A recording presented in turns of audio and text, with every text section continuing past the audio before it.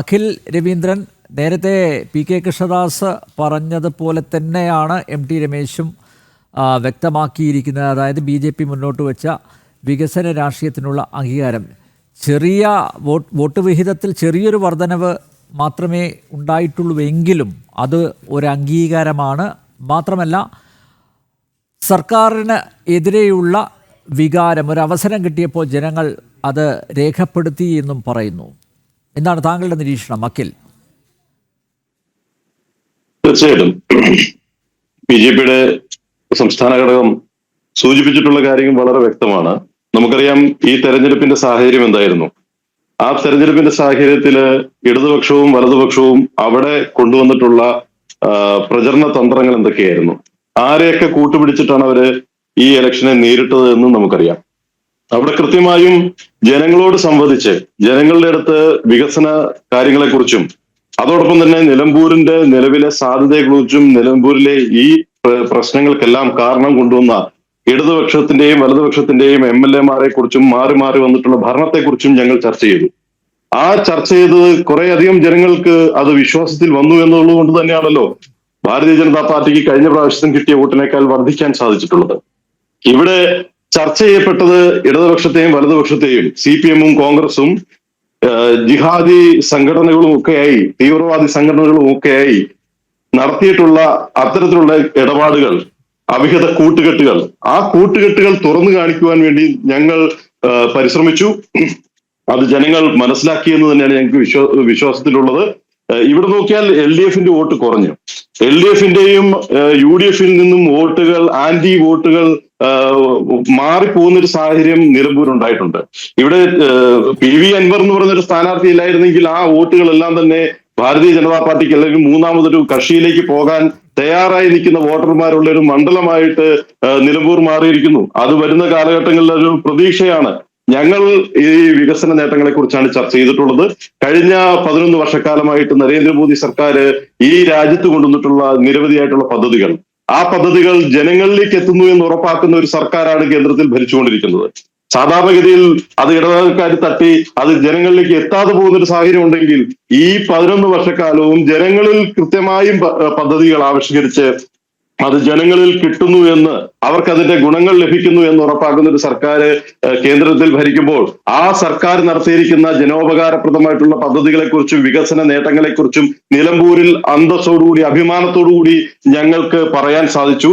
നുണകൾക്ക് മുകളിൽ അടയിരിക്കുന്ന ഒരു സർക്കാരായി അല്ലെങ്കിൽ ഒരു മുന്നണിയായി ഇടതുപക്ഷം മാറി. അതിന്റെ തിരിച്ചടി അവർക്ക് കിട്ടി. ഇവിടെ ഒരു ഭരണവിരുദ്ധ വികാരം ഉണ്ടായിട്ടുണ്ട്. ആ ഭരണവിരുദ്ധ വികാരം കൃത്യമായി വോട്ടാക്കി മാറ്റാനായിട്ട് UDF-ന് സാധിച്ചിട്ടില്ല. UDF-ന്റെ സ്ഥാനാർത്ഥിക്കോ അല്ലെങ്കിൽ UDF നേതൃത്വത്തിനോ അത് ആ ഭരണവിരുദ്ധ വികാരത്തിന് അനുസരിച്ചുള്ള ഒരു വോട്ട് നേടി വിജയിക്കുവാൻ വേണ്ടിയിട്ടുള്ള സാഹചര്യം ഉണ്ടായിട്ടില്ല. നിങ്ങൾ നോക്കൂ, നമുക്കറിയാം ഇവിടെ PV അൻവറിന്റെ വോട്ടും LDF-ന്റെ വോട്ടും നോക്കിക്കഴിഞ്ഞാൽ UDF-നേക്കാൾ കൂടുതൽ വോട്ടായി.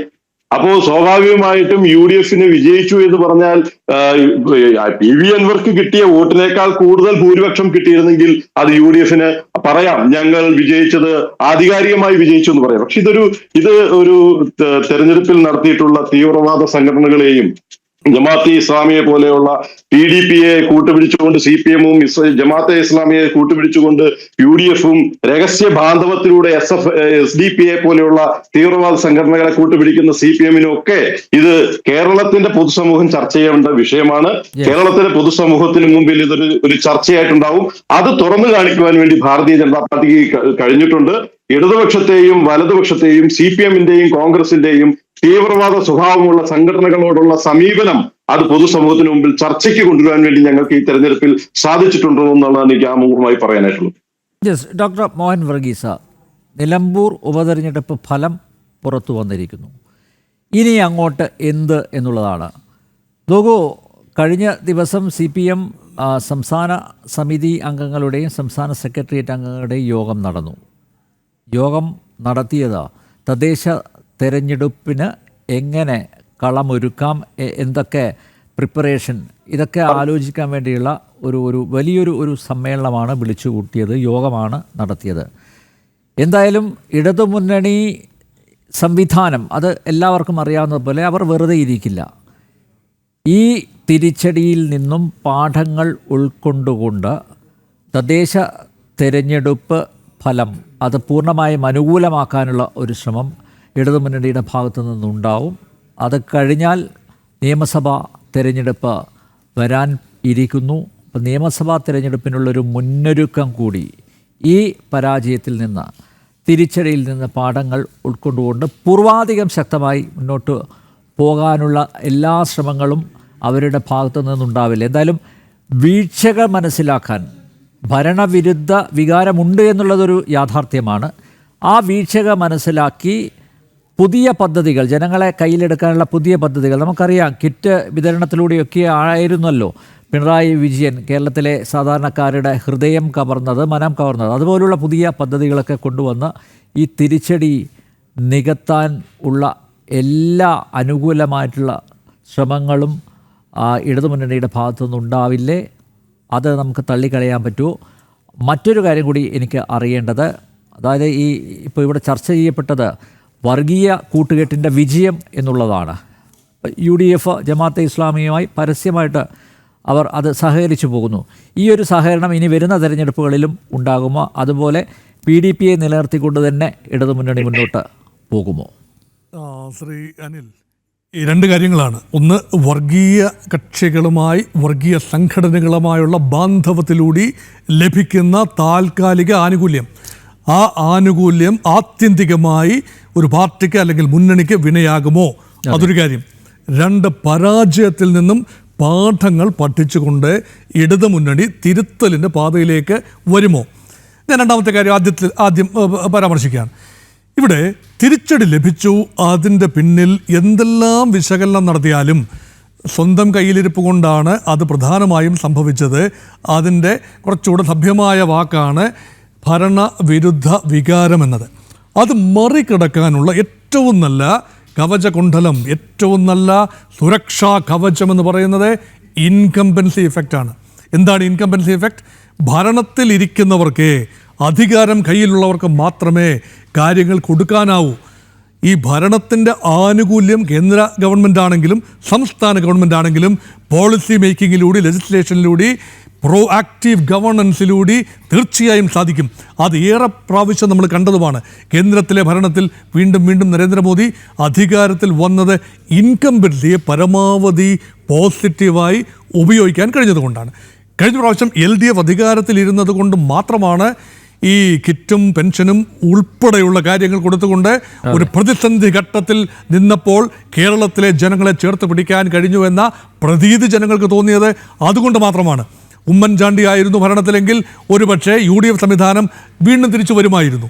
അതുകൊണ്ട് ഇൻകംബൻസിയുടെ ബലം കുറച്ച് കാണാൻ പാടില്ല. ഉപതെരഞ്ഞെടുപ്പുകൾ മറ്റൊരു ബോൾ ഗെയിമാണ്.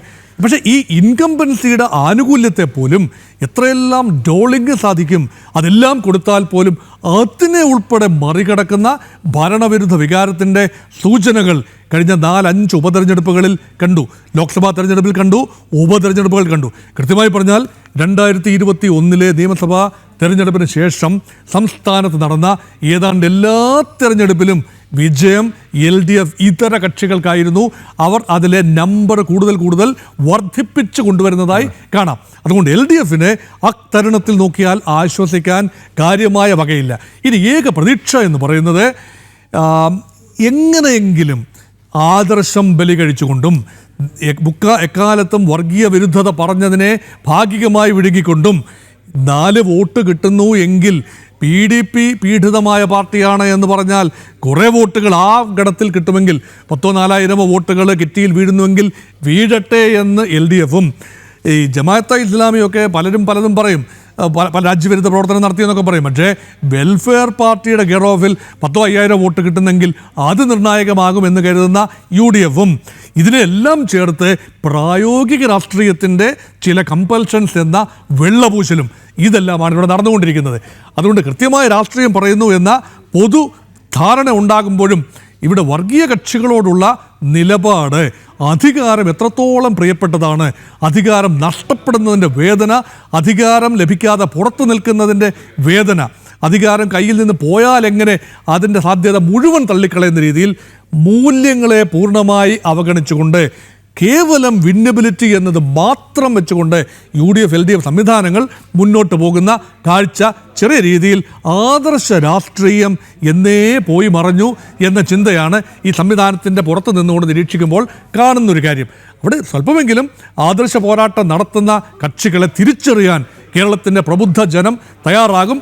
ഒരുപക്ഷേ നിയമസഭാ തെരഞ്ഞെടുപ്പിന് മുൻപ് നടക്കാനുള്ള തദ്ദേശ സ്വയംഭരണ തെരഞ്ഞെടുപ്പ് അത് ലോക്കൽ ഇഷ്യൂവിൻ്റെ അടിസ്ഥാനത്തിലാണ്. അപ്പോൾ അവിടെ കുറേയൊക്കെ അപ്പീസ്മെൻറ്റ് നടക്കുമെങ്കിൽ പോലും ജനഹൃദയങ്ങളിൽ ആഴത്തിൽ സ്ക്വാഡ് വർക്കിലൂടെ, ജനകീയ പ്രവർത്തനത്തിലൂടെ, ട്രാക്ക് റെക്കോർഡിലൂടെ വലിയ രീതിയിലുള്ള അതൊന്നും കാടിളക്കിയുള്ള പ്രചരണമല്ല അവിടെ പഞ്ചായത്ത് തെരഞ്ഞെടുപ്പിൽ വരേണ്ടത്. പണത്തിൻ്റെ ഒരു വലിയ പ്രളയമല്ല വരേണ്ടത്, മറിച്ച് കൃത്യമായ പ്രാദേശിക താല്പര്യങ്ങൾ സംരക്ഷിക്കുന്ന രീതിയിൽ പാർട്ടികൾക്ക് മുന്നോട്ട് പോകാൻ ഒക്കുമെങ്കിൽ അത് എക്കാലത്തും ഇടതുപക്ഷങ്ങളാണ് പ്രാദേശിക തെരഞ്ഞെടുപ്പുകളിൽ നേട്ടമുണ്ടാക്കിയതെന്ന് ഓർക്കണം. എന്തെല്ലാം തിരിച്ചടികൾ LDF ഇപ്പോൾ ലഭിച്ചാലും അവർക്ക് ഏറ്റവും വലിയ പ്രതീക്ഷ ഉള്ളത് തദ്ദേശ സ്വയംഭരണ തെരഞ്ഞെടുപ്പുകളിലാണ് എന്നതും പ്രത്യേകതയാണ്. കാരണം കാഡർ സംവിധാനം, LDFിൻ്റെ കേഡർ സംവിധാനം ഉണർന്ന് പ്രവർത്തിക്കുകയും പരമാവധി ഈ സ്റ്റേറ്റ് ഗവൺമെൻറ്റിനെതിരെയുള്ള ആൻറ്റി ഇൻകംബൻസി പ്രാദേശിക തലത്തിൽ കുറച്ച് കൊണ്ടുവന്ന് പ്രാദേശിക വിഷയങ്ങൾ കൂടുതലായി ദ്യോപിപ്പിക്കുകയും ചെയ്താൽ LDFിന് ചെറിയ പ്രതീക്ഷയ്ക്ക് വക ഇപ്പോഴുമുണ്ട് എന്നാണ് എൻ്റെ ഒരു കണക്കുകൂടൽ. പക്ഷേ ആത്യന്തികമായി നോക്കുമ്പോൾ the Kerala has spoken. Mood of Kerala is well manifest now. That is against LDF എന്ന് തന്നെയാണ് എൻ്റെ ചിന്ത. Okay sir.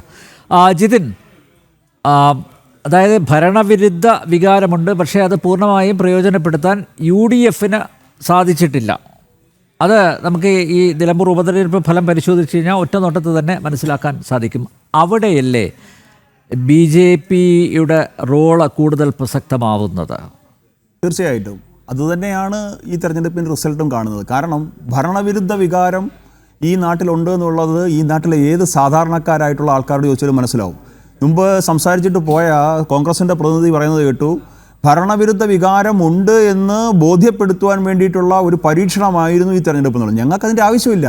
ഞങ്ങൾ ജനങ്ങൾക്കിടയിൽ പ്രവർത്തിക്കുന്നവരാണ്. ഞങ്ങൾ കാലങ്ങളായി പറഞ്ഞുകൊണ്ടിരിക്കുന്നു ഭരണവിരുദ്ധ വികാരം, വലിയ ഭരണവിരുദ്ധ വികാരം കേരളത്തിലുണ്ട്. പക്ഷേ ആ ഭരണവിരുദ്ധ വികാരം ഒരിക്കലും UDFന് അനുകൂലമായി മാറുന്നില്ല എന്നുള്ളതിൻ്റെ ലക്ഷണമാണ് ഈ നിലമ്പൂർ റിസൾട്ട്. അത് അല്ലെന്നുണ്ടെങ്കിൽ ഏകദേശം 20,000-നടുത്ത് വോട്ട്, 19,760 വോട്ട് പിടിക്കാൻ അൻവറിന് സാധിക്കില്ല. 8,700ഓളം വോട്ടുകൾ BJPക്ക് ലഭിക്കില്ല. അത് പൂർണ്ണമായിട്ടും കൺസോളിഡേറ്റ് ചെയ്ത് പോകേണ്ടിരുന്നത് UDFനാണ്. അപ്പം UDF LDFന് ബദലായിട്ട് കാണുന്ന, അല്ലെങ്കിൽ LDFന് ബദലായി UDFും UDFന് ബദലായിട്ട് LDFും കാണുന്ന ആ രാഷ്ട്രീയ കാഴ്ചപ്പാടിൽ നിന്ന് കേരളം മാറി ചിന്തിക്കാൻ തയ്യാറായിരിക്കുന്നു. ഏത് വിധേനയും ഞാൻ നേരത്തെ സൂചിപ്പിച്ചതുപോലെ തന്നെ ഏത് വിധേനയും തീവ്രവാദ ശക്തികളെ കൂട്ടുപിടിച്ച് തെരഞ്ഞെടുപ്പ് അല്പലാഭത്തിന് വേണ്ടിയിട്ട് ഏത് തരത്തിലുള്ള നിലപാട് സ്വീകരിക്കാൻ അവർക്ക് യാതൊരു മടിയില്ല. ഇതൊക്കെ ജനം പുച്ഛിച്ചു കൊള്ളും. കാരണം കണ്ടുകൊണ്ടിരിക്കുകയല്ലേ നമ്മൾ. ഇപ്പോൾ കഴിഞ്ഞ ദിവസം തന്നെ ഇറാനിൽ നിന്ന് വന്ന തട്ടധാരികളായിട്ടുള്ള നമ്മളുടെ വിദ്യാർത്ഥിനികൾ ഭാരത് മാതാ കി ജയ് എന്ന് വിളിച്ചുകൊണ്ടാണ് അവിടെ വിമാനം ഇറങ്ങിയിരിക്കുന്നത്. അപ്പം ജനങ്ങളെയൊന്നും അധികകാലം ഒന്നും മാറ്റി നിർത്താൻ സാധിക്കില്ല. എത്ര ആവേശത്തോടെ, എത്ര എന്താ പറയുക, എത്രമാത്രം ആവേശത്തോടാണ് അവർ ആ മുദ്രാവാക്യം വിളിക്കുന്നത്. ഭാരത് മാതാ കി ജയ് ജയ് എന്ന് വിളിച്ചുകൊണ്ട് നമ്മുടെ ദേശീയ പതാക നെഞ്ചോട് ചേർത്ത് പിടിച്ചുകൊണ്ട് അവർ ഈ മണ്ണിൽ വന്നിറങ്ങി. ഞങ്ങൾക്ക് ഇവിടെ വരാൻ സാധിച്ചത് നരേന്ദ്രമോദി എന്ന് പറയുന്ന ആ ഒരു ഭരണാധികാരി ഉള്ളതുകൊണ്ട് മാത്രമാണ്, മോഡിജിയോടാണ് കടപ്പെട്ടിരിക്കുന്നത് പറയുന്ന മുസ്ലിം മതവിഭാഗത്തിൽപ്പെട്ട ആൾക്കാർ. അതുകൊണ്ട് അധികാലമൊന്നും ഈ മുസ്ലിം മതന്യൂനപക്ഷത്തെ ഒന്നും അകറ്റി നിർത്താൻ, BJPയോട് അകറ്റി നിർത്താൻ നമുക്ക് സാധിക്കില്ല. ജനങ്ങൾക്ക് തിരിച്ചറിവുണ്ടായി തുടങ്ങിയിരിക്കുന്നു. ജനങ്ങൾക്ക് ആവശ്യം വികസനമാണ്. അല്ല, LDFനും UDFനും പെട്ടെന്ന് ഈ ഒക്കച്ചങ്ങായിമാരെ പറഞ്ഞു വിടാനും പറ്റില്ലല്ലോ അല്ലേ? എന്തോ LDFനും UDFനും ഈ ഒക്കച്ചങ്ങായിമാരായിട്ടുള്ള പറ്റില്ലല്ലോ. ഈ ക്യാൻസർ വന്നു കഴിഞ്ഞാൽ വളരെ പെട്ടെന്നൊന്നും ഒഴിവാക്കാൻ പറ്റില്ല എന്ന് പറഞ്ഞാൽ അവരില്ലാത്തത് കൂടിപ്പോയി. കാരണം ഇവരുടെ ഈ അവകാശപ്പെടുന്ന ഈ കേഡർമാരിൽ ഭൂരിപക്ഷം ഇതിൽ ആരൊക്കെയാണെന്നുള്ളത് നമുക്കറിയത്തില്ലല്ലോ. അതുകൊണ്ട് ഈ വെൽഫെയർ പാർട്ടി ഇപ്പം എന്താ പറയുന്നത്, അസോസിയേറ്റ് കക്ഷി അസോസിയേറ്റഡ് മെമ്പർഷിപ്പ് കൊടുത്തു. നാളെ അസോസിയേറ്റഡ് മെമ്പർഷിപ്പ് അവകാശം ചോദിക്കുന്ന സാഹചര്യത്തിലോട്ട് പോലും ഈ രീതിയിൽ മുന്നോട്ട് പോയി കഴിഞ്ഞാൽ വെൽഫെയർ പാർട്ടിയുടെയും PDPയുടെയൊക്കെ നേതാക്കന്മാർ ഭരിക്കുന്ന മന്ത്രിസഭകളോ ഇവരുണ്ടാക്കുന്നില്ലെന്ന് ആർക്കാ പറയാൻ സാധിക്കുക? അതുകൊണ്ട് അധികാരത്തിന് വേണ്ടിയിട്ട് ഇവർ എന്ത് വിട്ടുവീഴ്ചയ്ക്കും തയ്യാറാവും, എങ്ങനെയും അധികാരം പിടിച്ചെടുക്കണം. എന്തായാലും ഒരു കാര്യത്തിൽ സമാധാനമുണ്ട്, രാഹുൽ ഗാന്ധിക്ക് ഇനിയെങ്കിലും EVMൽ വിശ്വാസം ഉണ്ടായി കാണുമെന്നുള്ള ഒരു സന്തോഷമുണ്ട്. കാരണം ഇനി അതിനെ പറയാൻ സാധിക്കില്ലല്ലോ. ഇനിയെങ്കിലും ആ EVM മെഷീനെ, വോട്ടിംഗ് മെഷീനെ വിശ്വസിക്കാൻ രാഹുൽ ഗാന്ധി തയ്യാറാകണമെന്നുള്ള ഒരു കാര്യം സൂചിപ്പിക്കാൻ ആഗ്രഹിക്കുന്നു. അതുകൊണ്ട് ഞങ്ങളെ സംബന്ധിച്ച് ഞാൻ നേരത്തെ സൂചിപ്പിച്ച പോലെ തദ്ദേശ തെരഞ്ഞെടുപ്പാണ് ഞങ്ങളുടെ ലക്ഷ്യം. തദ്ദേശ സ്വയംഭരണ തെരഞ്ഞെടുപ്പിൽ ദേശീയ ജനാധിപത്യ സഖ്യം വലിയ മുന്നേറ്റം ഉണ്ടാക്കുന്ന കാലത്തിലേക്കാണ് സഞ്ചരിച്ചുകൊണ്ടിരിക്കുന്നത്. ഇവിടെ മോഹൻ സാർ സൂചിപ്പിച്ചതുപോലെ ഞങ്ങൾ ജനങ്ങൾക്ക് മുന്നിൽ വെക്കുന്നത് വികസന രാഷ്ട്രീയമാണ്. ആ വികസന രാഷ്ട്രീയ കാഴ്ചപ്പാട് ജനങ്ങൾ നെഞ്ചോട് ചേർക്കും. തദ്ദേശ തെരഞ്ഞെടുപ്പ്, ഈ നേരത്തെ പറയുന്ന നിയമസഭാ തെരഞ്ഞെടുപ്പിന് മുമ്പുള്ള ആ സെമി ഫൈനൽ ഞങ്ങൾ വിജയിച്ച് കയറും. ഞങ്ങൾ വലിയ മുന്നേറ്റം കേരളത്തിൽ ഉണ്ടാക്കാൻ പോവുകയാണ്. ഓക്കെ, ആ പ്രതീക്ഷ തന്നെയാണ് BJP NDA സഖ്യം പുലർത്തുന്നത്. യെസ്, അഖിൽ രവീന്ദ്രനിലേക്ക് പോവുകയാണ്. അഖിൽ, എന്തായാലും BJPയുടെ സാധ്യതയെക്കുറിച്ച് ഇവിടെ നേരത്തെ ജിതിൻ ചൂണ്ടിക്കാണിക്കുകയുണ്ടായി. വരുന്ന തദ്ദേശ സ്വയംഭരണ സ്ഥാപനങ്ങളിലേക്കുള്ള തെരഞ്ഞെടുപ്പിലാണ് BJP സംഘടനാ സംവിധാനം പൂർണ്ണമായും ഫോക്കസ് ചെയ്യുന്നത്. അതുകൊണ്ട് തന്നെയാണ് നേരത്തെ BJP സംസ്ഥാന അധ്യക്ഷൻ രാജീവ് ചന്ദ്രശേഖർ പറഞ്ഞത്, ഈ തെരഞ്ഞെടുപ്പിന് വലിയ പ്രസക്തി ഒന്നുമില്ല, അത് ഉണ്ടാക്കിയ ഒരു ഉപതെരഞ്ഞെടുപ്പ് ആണ് എന്ന രീതിയിൽ. പക്ഷെ അത് വേറെ രീതിയിൽ അത് വളച്ചൊടിച്ചു. BJP സ്ഥാനാർത്ഥിയെ നിർത്തില്ല എന്നുള്ള രീതിയിലൊക്കെയാണ്, അങ്ങനെ ഒരു തെറ്റായ പ്രചരണമാണ് അന്ന് ഉയർന്നത്. പക്ഷേ നോക്കൂ, ഇനി BJP സംഘടനാ സംവിധാനം തദ്ദേശ സ്വയംഭരണ സ്ഥാപന തെരഞ്ഞെടുപ്പിൽ എങ്ങനെ പാർട്ടിക്ക് കൂടുതൽ വളർച്ചയുണ്ടാക്കാൻ പറ്റും, എങ്ങനെ പാർട്ടിക്ക് കൂടുതൽ ശക്തി തെളിയിക്കാൻ പറ്റും, അതിൻ്റെ ഒരു സാധ്യതയല്ലേ ആരായാൻ പോകുന്നത്. അതിന് ഈ നിലമ്പൂർ ഉപതെരഞ്ഞെടുപ്പ് BJPക്ക് ലഭിച്ച ഈ വോട്ടിൻ്റെ എണ്ണത്തിലുള്ള വർധന, വോട്ട് വിഹിതത്തിലുള്ള ആ വർധന, അതൊരു ഊർജമാവില്ലേ? തീർച്ചയായിട്ടും. നമുക്കറിയാം, ബൈ ഇലക്ഷനുകളെ BJPയുടെ വോട്ടിംഗ് നിലയെ സംബന്ധിച്ച് നമ്മൾ നിരവധി ചർച്ചകളിൽ നമ്മൾ ചർച്ച ചെയ്തിട്ടുള്ളതാണ്. ഒരു കാലഘട്ടത്തിലും അങ്ങനെ ഒരു ഉപതെരഞ്ഞെടുപ്പ് നടക്കുമ്പോൾ നമുക്കൊരു മുന്നേറ്റം ഉണ്ടാക്കാൻ സാധിച്ചിട്ടില്ല. പക്ഷെ ഞാൻ ഈ ജനം ചാനലിന്റെ ഈ വേദിയിൽ BJP സംസ്ഥാന അധ്യക്ഷൻ ബഹുമാനപ്പെട്ട രാജീവ് ചന്ദ്രശേഖർജിയെയും താഴെ ബൂത്തിൽ വരെ പ്രവർത്തിച്ചിട്ടുള്ള നിലമ്പൂരിലെ ഓരോ പ്രവർത്തകനെ അഭിനന്ദിക്കാൻ ഈ അവസരം ഉപയോഗിക്കുകയാണ്. കാരണം കഷ്ടതയോടുകൂടി കഷ്ടപ്പെട്ട് പ്രവർത്തിച്ചിട്ടുള്ള പ്രവർത്തകർക്ക് ആത്മവിശ്വാസം കൊടുക്കുവാൻ പറ്റുന്ന ഒരു തെരഞ്ഞെടുപ്പാണ് ഞങ്ങൾക്ക് ഈ നിലമ്പൂർ തെരഞ്ഞെടുപ്പ്.